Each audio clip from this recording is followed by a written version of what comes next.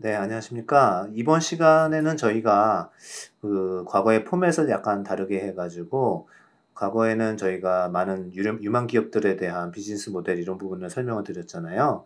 근데 이번 시간부터는 저희가 그런 기업들을 좀 업데이트하는 차원, 그 다음에 좀 더 기업 분석적인 측면, 이렇게 해서 좀 요약을 드릴 거예요. 그래서 매 시간 두 종목씩 묶어가지고 최근 업데이트를 해드릴 예정입니다. 그래서 오늘 준비한 거는 이제 페이팔과 그 다음에 투식스 이렇게 두 종목을 신우나 애널리스트가 준비를 했습니다. 그래서 페이팔 같은 경우는 지금 이제 그 전자결제 쪽에서 압도적으로 1위를 하고 있는 회사고 저희가 스퀘어를 뭐 선호를 하다가 페이팔로 사실 갈아타긴 했거든요. 그래서 이런 부분들을 좀 설명을 드릴 거고요.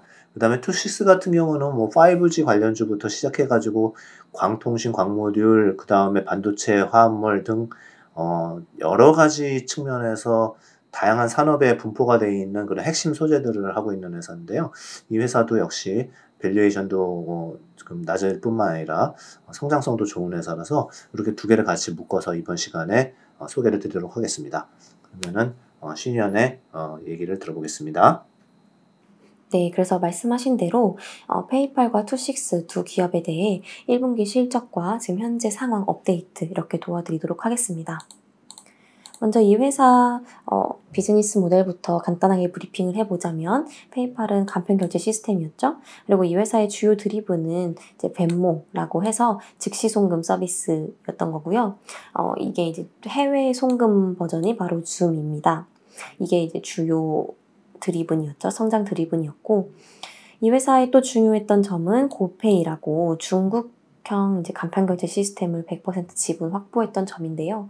이 부분이 중요한 이유는 사실 이 고페이 자체는 중국 시장에서 그렇게 큰 점유율을 차지하고 있지 않습니다. 거의 한 3, 4%, 4, 5% 정도이기는 하지만 이 부분은 중국 시장 자체가 또 이커머스가 굉장히 빠르게 성장을 하고 있잖아요. 그러면 간편결제 시스템도 더 빠르게 성장할 수밖에 없다는 부분인데 이 부분에 있어서 페이팔이 중국 시장에 침투를 했다는 부분 자체가 앞으로 더 성장 동력이 될 수 있지 않을까라고 생각을 하고 있고요. 3월 30일 날 암호화폐를 이제 거래하는 것도 모자라서 암호화폐 거래한 부분으로 결제 수단으로도 이제 제공을 한다. 이렇게 하면서 좀 더 고객들을 유인할 수 있는 그런 동기가 되지 않았을까라고 생각을 하고 있습니다. 현재 상황은 어떠냐면요.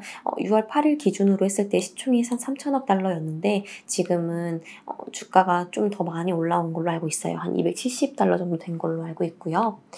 이 회사는 1분기에 매출액 60억 달러, 그래서 컨센은 590억 달러보다, 59억 달러보다 조금 소폭 상회를 했고 31% 전년 동기 성장을 했습니다. 놀라웠던 점은 영업이익이 더 놀라웠는데요. 이 부분이 지금 10억 4천만 달러로 해서 전년 동기하면 거의 162% 성장을 했거든요. 그래서 여전히 성장주의 모습을 좀 견고하게 보여주고 있지 않나라고 생각을 하고 있고요. 이 회사의 결제 수수료가 주요 매출 수익원이죠. 56억 달러를 기록을 했고 2021년 벤모 매출액을 9억 달러 예상을 했는데 이게 어느 정도 규모인지는 뒤에 가서 좀 더 자세하게 말씀을 드리도록 하겠습니다. 이 회사는 1분기 기준으로 거래량도 꾸준히 성장을 했고요. 43억 건으로 전년 동기 대비하면 34% 성장을 했습니다. 이거랑 같이 보면 이제 좋은 게 분기 결제 금액이죠. 이 TPV라고 하는 이 부분이 이번 분기에 2,850억 달러로 전년 동기 대비하면 50%나 성장한 수치인데요. 물론 컨센서스랑 비교를 해도 더 높은 수치이긴 합니다. 이 회사가 코로나가 성장을 하면서, 코로나 성장이 아니라 코로나 때문에 더 빠르게 성장을 했던 것도 있는데, 그럼에도 불구하고, 이 회사가 QOQ로 봤을 때도 성장을 계속 하고 있다는 점라는 부분에 있어서 앞으로도 더 열려있다라는 부분이고요. 2025년 가이던스를 보면 2조 8천억 달러로 거의 10배 수준의 가이던스를 제시를 했습니다. 활성 계정수 같은 경우도 3억 9천만 개로 21% 전년 동기 성장을 했고요. 2025년에는 7억 5천만 개를 기록을 하겠다. 거의 지금의 현재의 더블 정도인 거죠. 이 정도의 가이던스를 제시하면서 좀 더 자신 있는 모습을 보였습니다. 그래서 마지막으로 좀 요약을 해보자면 얘네가 이제 모든 결제 시스템에 다 참여할 수 있도록 사업 다각화를 꾸준히 하고 있고 중국시장 침투를 가속화하고 있다. 그리고 TPV 같은 경우는 연평균 성장률 22%이다 라는 부분이고요. 그다음에 가이던스를 계속 상향했다는 부분도 앞으로 얘네한테도 더 좋게 작용을 하고 있습니다. 2021년 매출에 보면 257억 달러, 그다음에 2분기 매출액 같은 경우는 62억 달러를 제시를 했고요. QOQ로 더 계속 성장을 하고 있죠. 그래서 골드만삭스의 추정치를 같이 비교를 해보면 영업이익이 48억 달러로 YOY로 왔을 때 47%나 성장을 할 수 있습니다. 그래서 여전히 이쪽 부분에 있어서 성장주의 모습으로도 손색이 없는 그런 모습을 보여주고 있는 것 같습니다. 자, 이어서 투식스 얘기해 드리도록 하겠습니다.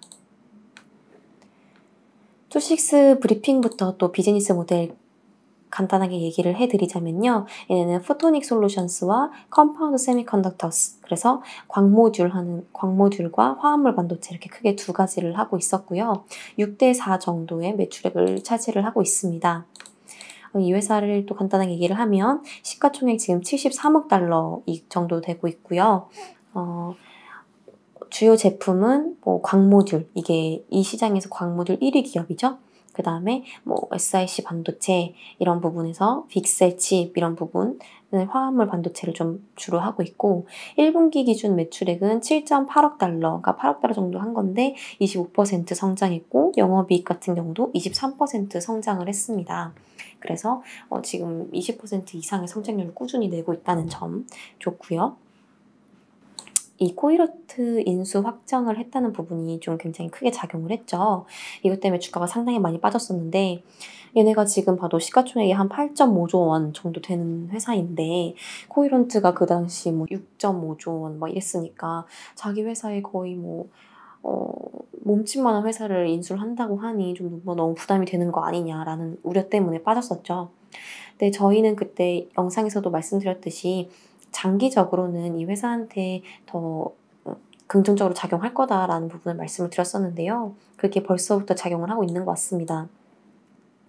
애플이 이제 그 핸드폰에다가 마이크로 OLED랑 같은 차세대 디스플레이를 적용할 거다라고 발표를 했는데요. 이 디스플레이를 만드는 데 있어서 코일런트가 만들고 있는 그 레이저 제품이 필수적으로 필요합니다. 그렇기 때문에 앞으로도 애플과 좀 더 이렇게 긴밀한 그런 협약을 맺어줄 수 있지 않을까라고 좀 기대를 하고 있고요. 이 회사의 이제 주로 60% 정도의 매출액을 담당하고 있는 포토닉 솔루션스부터 다시 보자면 이 회사는 광모듈 부분이 지금 거의 94% 차지하고 있다고 보시면 됩니다.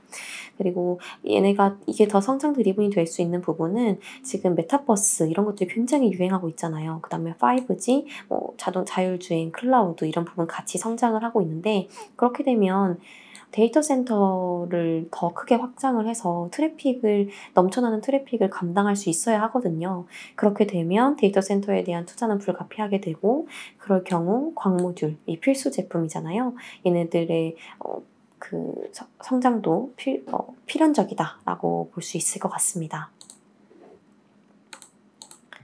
그다음에 이제 이 컴파운드 세미컨덕터스에서 이 빅셀 부분이 또 애플과 더 긴밀한 협력을 할 수 있지 않을까라는 부분인데요. 이 빅셀 같은 경우는 그때도 말씀드렸지만 3D 센싱하는데 필수 부품입니다. 이게 어떤 거냐면 우리 아이폰의 인물 모드 있잖아요. 그 거리를 이렇게 측정을 해가지고 그 먼 거리는 이렇게 블러 처리하는 그런 부분에 필수적으로 필요한 부분인데 이 빅셀이 애플에 이제 주로 공급을 했던 2대 공급사인데요. 아이폰 13의 경우 애플이 이제 원래는 후면에만 있었는데 전면에도 이걸 탑재를 하겠다라고 얘기를 했습니다. 그렇게 될 경우에는 Q가 상승을 한다는 거죠. 수량이 더 많아진 만큼 P도 상승을 할 수 있는 가능성이 있기 때문에 앞으로 이쪽 부분 애플량 매출 비중이 좀 더 높아지지 않을까라고 예상을 하고 있고요. 뭐 나머지 SiC 반도체 밸류체인 수직 구조화 한 부분은 뭐 이 회사가 유일하니까 앞으로 이 부분에 있어서도 좀 더 빠르게 성장을 할 수 있다. 결국엔 뭐 컴파운드 세미컨덕터스나 포토닉 솔루션스 두 사업부 모두 성장 가능성이 높다. 그래서 지금 인수랑 그다음에 유상증자 했던 그 부분의 리스크를 제외하고 나니 계속 꾸준히 올라오고 있는 모습을 좀 보여줄 수 있는 것 같아요. 그래서 그거를 이제 정리를 마지막으로 해보자면 2분기 가이던스 같은 경우는 1분기랑 거의 비슷하게 제시를 했습니다. 좀 비슷하게 유지를 하고 있고요. 이 부분 때문에 조금 또 주춤하고 있는 부분도 있는 것 같은데 앞으로 성장 가능성은 뭐 의심치 않으니까 그 부분으로도 또 올라오고 있는 것 같습니다. 운영 비용이 지속적으로 감소하면서 판관비 비중이 뭐 20%까지 거의 줄어들고 있고 캐펙스 같은 경우는 앞으로 여기서 10%에서 20% 정도 더 증가할 계획을 하고 있습니다. 그 말인즉슨 투자 비용이 늘어난다는 건데 그만큼 더 앞에 수요가 늘어나기 때문에 투자 비용이 늘어날 수밖에 없는 거잖아요. 그러니까 이 부분도 그 회사가 좀 더 자신 있어 하는 부분이지 않을까라고 얘기를 하게 될 것 같고요. 블룸버그 기준으로 하면 매출액 올해 이 31억 달러 정도 예상을 하고 있는데 이거는 YOY로 봤을 때는 30% 성장한 수치이고요. 그럼에도 불구하고 여전히 PER 19배, PSR 2배 정도로 밸류에이션이 좀 더 매력적으로 보입니다. 네, 여기까지 해서 두 회사 실적 업데이트 해드렸습니다. 감사합니다.